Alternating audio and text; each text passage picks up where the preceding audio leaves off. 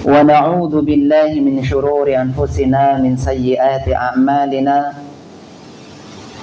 من يهده الله فلا مضل له ومن يضلل فلا هادي له أشهد أن لا إله إلا الله وحده لا شريك له وأشهد أن محمدا عبده ورسوله اللهم صل وسلم على نبينا حبيبنا محمد وعلى آله وصحبه أجمعين قال رب اشرح لي صدري ويسر لي أمري واحلل عقدة من لساني يفقه قولي أما بعد.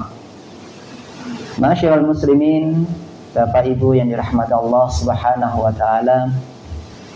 Alhamdulillah, pada kesempatan kali ini kita masih diberikan nikmat sehat oleh Allah Subhanahu wa taala sehingga masih bisa menjalankan puasa Ramadan, dan kita lanjutkan pada kali ini sholat zuhur berjamaah dan kita sedikit thalabul ilmi. Mudah-mudahan yang sedikit ini di pertemuan yang singkat ini memberikan banyak faedah bagi kita semua, khususnya bagi diri saya pribadi. Bapak Ibu yang dirahmati Allah Subhanahu wa taala, bulan Ramadan kita ketahui adalah banyak pendidikan di dalamnya, sehingga ada yang mengatakan bulan tarbiyah, yaitu bulan pendidikan, bulan madrasah, sekolah, ya, bulan belajar. Sehingga poin-poin apa kira-kira atau istilahnya kurikulum apa yang akan kita pelajari di dalam bulan tarbiyah tersebut. Di sini kita bisa mengambil atau menyabangkan, di antaranya kita perlu muhasabah di dalamnya. Bagaimana hubungan kita kepada Allah Subhanahu wa taala, sudah dekat atau masih jauh, sehingga kesimpulannya ada di masing-masing. Nanti ketika sudah diketahui, bisa segera mengambil tindakan. Kemudian yang kedua, bagaimana hubungan kita, diri kita sendiri kepada diri kita. Wah, bagaimana ini maksudnya? Hubungan diri kita sendiri kepada diri kita maksudnya adalah bagaimana kita dalam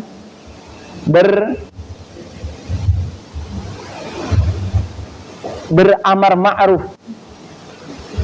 Beramar ma'ruf artinya menanggapi sesuatu yang baik di sekitar kita, lebih condong kepada kebaikan atau justru sebaliknya, al-amru bisu, yaitu perkara-perkara kejelekan ataupun keburukan. Ini lagi-lagi tidak perlu minta koreksi kepada orang lain, diri kita, lagi-lagi diri kita sendiri yang tahu. Monggo kita muhasabah, kita jauh mana, lebih condong kepada hal-hal kebaikan atau sebaliknya, justru condong kepada keburukan. Padahal setan sudah dibelenggu nih ya, kok masih condong kepada keburukan? Berarti ini siapa ini kira-kira?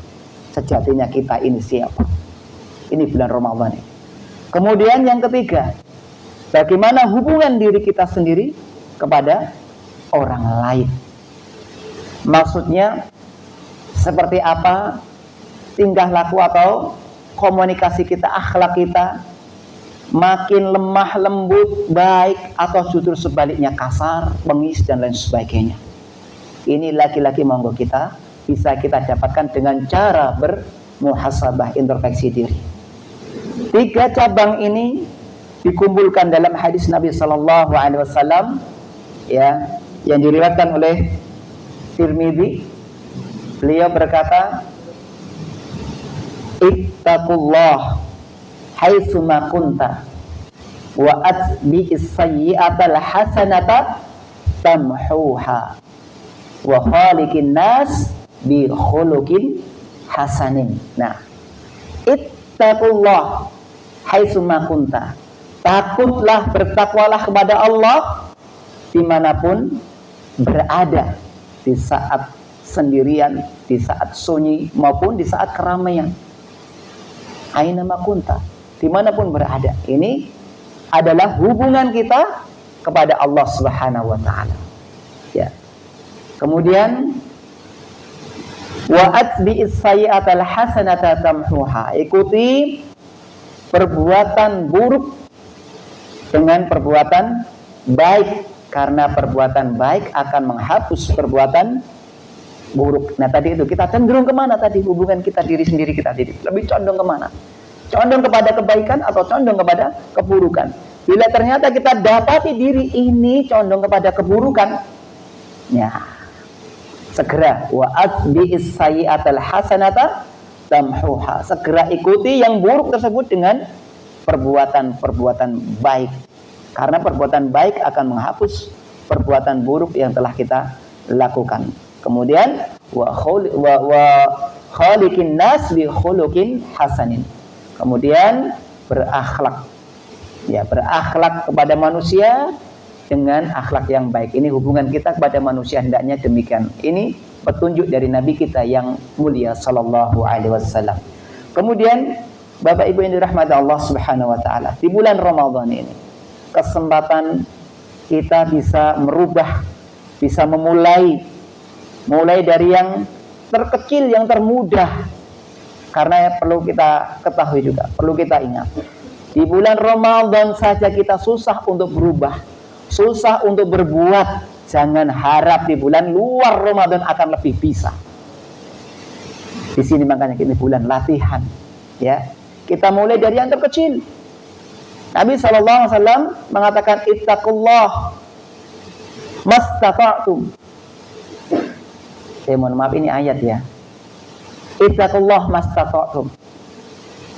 Takutlah kepada Allah, bertakwalah kepada Allah sesuai dengan yang kalian mampu. Mampunya kita mulai dari mana? Mungkin dari hal yang terkecil kita anggap remeh. Mungkin seperti makan minum dengan tangan apa yang seharusnya dalam syariat? Kanan. Perhatikan kalau kita masih ternyata condong atau cenderung sering dengan menggunakan tangan kiri walaupun nampaknya sepele.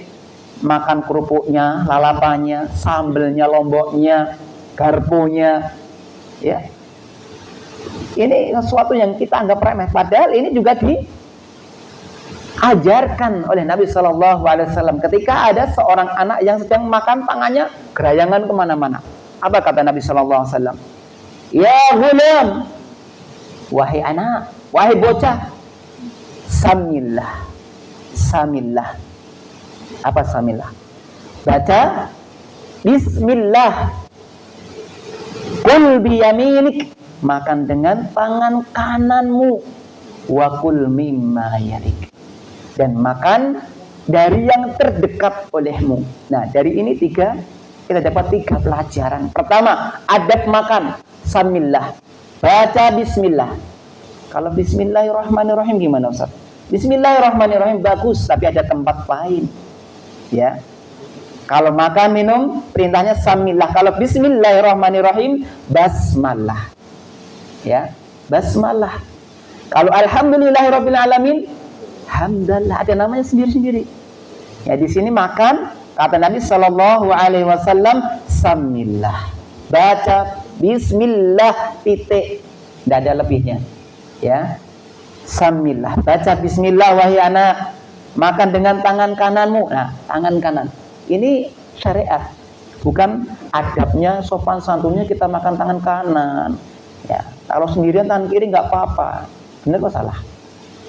Salah. Kalau mungkin adab iya bisa jadi, tapi ini bukan adab sopan santun dalam kebersamaan kita seperti ini. Tapi ini adalah tuntunan syariat. Kalau kita mengerjakan dapat pahala, kalau kita tinggalkan eman ya, kita dapat pahala, ya benar. Nah, begitu. Nah, jadi mulai yang terkecil kita perhatikan. Saya pernah menangani sekilas cerita yang diganggu oleh setan, laknatullah alaih. Dia masuk hanya melalui perkara sepele, yakni makan minum dengan tangan kiri. Dengan tangan kiri. Dia sudah sekian tahun sebenarnya ada yang mengirim ceritanya, dikirim sihir. Ya, jadi setannya ngaku Ketika kita suruh keluar, jangan saya sudah menunggu 2 tahun, enak sekali kamu suruh keluar saya. Sepele. Dari 2 tahun yang lalu dikirim itu nggak ada celah untuk memasukinya. Setelah perkara sepele, makan minum dia dengan melalui tangan kiri. Singkat cerita, dia dari situ masuk. Intinya ceritanya, segala hal yang nampaknya sepele tapi bertentangan dengan syariat itu adalah pintu peluang setan untuk masuk. Ya, dan sebaliknya, kalau kita melakukan sesuatu yang berkesesuaian dengan syariat, ketahuilah di situ setan sesungguhnya takut, nggak suka. Ya, setan nggak suka, nggak ada pada diri jenengan setan yang ikut andil ketika jenengan segalanya berusaha berkesesuaian dengan syariat, walaupun makan minum dengan tangan kanan dan baca bismillah tadi itu. Setan mengatakan ketika melihat ada seorang muslim yang baca bismillah, aduh celaka kita hari ini tidak dapat makan gratis. Begitu mereka. Dan sebaliknya ketika kita lengah, mereka mengatakan alhamdulillah kita hari ini dapat makan gratis. Begitu. Nah, jadi monggo kita mumpung bulan puasa, kita perhatikan yang nampaknya sepele jangan anggap sepele. Ya, jangan anggap remeh.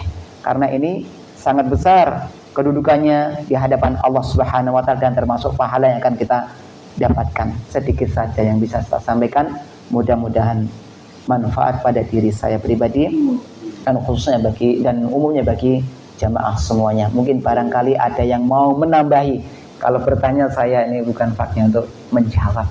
Monggo silakan dari Bapak Ibu, barangkali ada yang mau melengkapi, menyempurnakan. Fadhil. Kalau doa sebelum makan itu apa? Allahumma barik lana fima razaqtana. Yang kita ketahui sejak TK ya dokter, dan bahkan TK kita diajarkan seperti itu, dan bahkan anak-anak TK kita memang diajarkan itu ya, sampai ngelotok ya, kita sering mendengarkan anak-anak kita membaca itu. Kita ketahui ternyata itu tidak ada dasar asal usulnya ya, tidak ada asal usulnya, sebagaimana yang sudah sering kita ketahui kemarin doa berbuka puasa. Untuk kemarin yang baca, yang jawab nggak langsung Allahumma lakasumtu, sudah sesuai dengan syariat. Yang kita ketahui ya, doa adalah dhahabal dhama'u dan seterusnya ya. Tapi yang masyhur di kalangan kita Allahumma lakasumtu.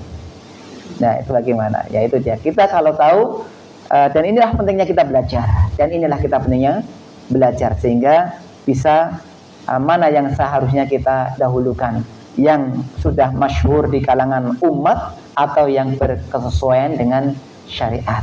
Nah, jadi sebagai sebagai kemudahan mungkin barangkali kita nanti kebingungan, maka kita dahulukan yang berkesesuaian dengan syariat ya. Kita namanya belajar ya, berusaha belajar. Sampai saat ini pun kita masih belajar, berusaha berkesesuaian dengan apa yang diharapkan oleh syariat ini. Ya paling enggak nanti jadi fotokopinya lah sedikit, walaupun burem-burem, walaupun enggak persis banget plek sebagaimana dalam syariat ya kita ya, setidaknya ada bisa dibaca, oh ini umatnya Muhammad gitu. Walaupun enggak plek, harapannya bisa plek sih ya kalau bisa gitu. Nah gitu ya, jadi kita belajar bersama-sama. Demikian dan Bismillah saja. Bismillah. Cukup ya. Oh.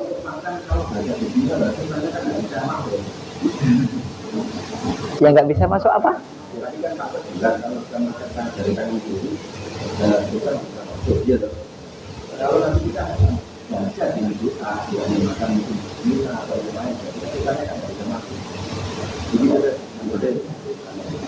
Dengan izin Allah. Tapi itu setidaknya ada harapan. Kita upaya ya. Tapi kalau kita tidak melakukan demikian, mohon maaf, kalau seandainya pun kita sudah berusaha tetap menjaga kok masih bisa masuk, setan masih ikut andil, terus berarti salah dong saya baca bismillah, mending tangan kiri aja, setan tetap aja masuk. Enggak, kalau seandainya kita tidak baca basmalah, lebih-lebih gitu loh ya, lebih-lebih kita baca basmalah aja kadang setan masih bisa masuk. Lah bagaimana kalau seandainya kita tidak baca bismillah, kita pakai baju Besi aja ketika maju medan perang kadang masih kena senjatanya. Lah bagaimana kalau seandainya nggak pakai baju besi, konyol gitu ya. Setidaknya itu adalah persiapan kita untuk jaga-jaga terhadap sesuatu yang tidak diinginkan, begitu ya. Ya, lanjut. Mengenai riwayat tentang makan dengan tangan kiri ada orang walau apakah itu sahabat atau dari orang yang belum itu. Jadi pas dia makan dengan tangan kiri itu Rasulullah, apakah riwayatnya itu sahih? Karena sekarang itu Rasulullah terus dia memindahkan berita Rasulullah ini tidak menggunakan tangan kiri. Sahih. Bahkan ketika dia ditegur, betul, ketika dia ditegur dengan menggunakan tangan, ketika dia tangan kiri ditegur supaya pakai tangan kanan, mempermainkan, mengolok-olok Rasulullah SAW.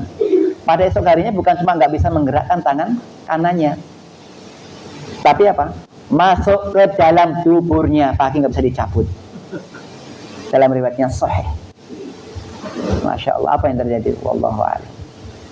Itulah intinya dampak dari memperolok-olok sunnah walaupun nampaknya sepele. Jangan kita anggap sepele hal yang berkaitan dengan syariat. Wallahu a'lam. Monggo ada yang nambah lagi. Cukup ya? Banyak. Sambung lain waktu. Oke, cukup sekian. Mudah-mudahan manfaat. Mohon maaf yang sebesar-besarnya bila ada khilaf, ada kesalahan dari saya pribadi. Aku lu qouli hadza subhanakallahumma bihamdik asyhadu an la ilaha illa anta astaghfiruka wa atubu ilaik. Wassalamualaikum warahmatullahi wabarakatuh.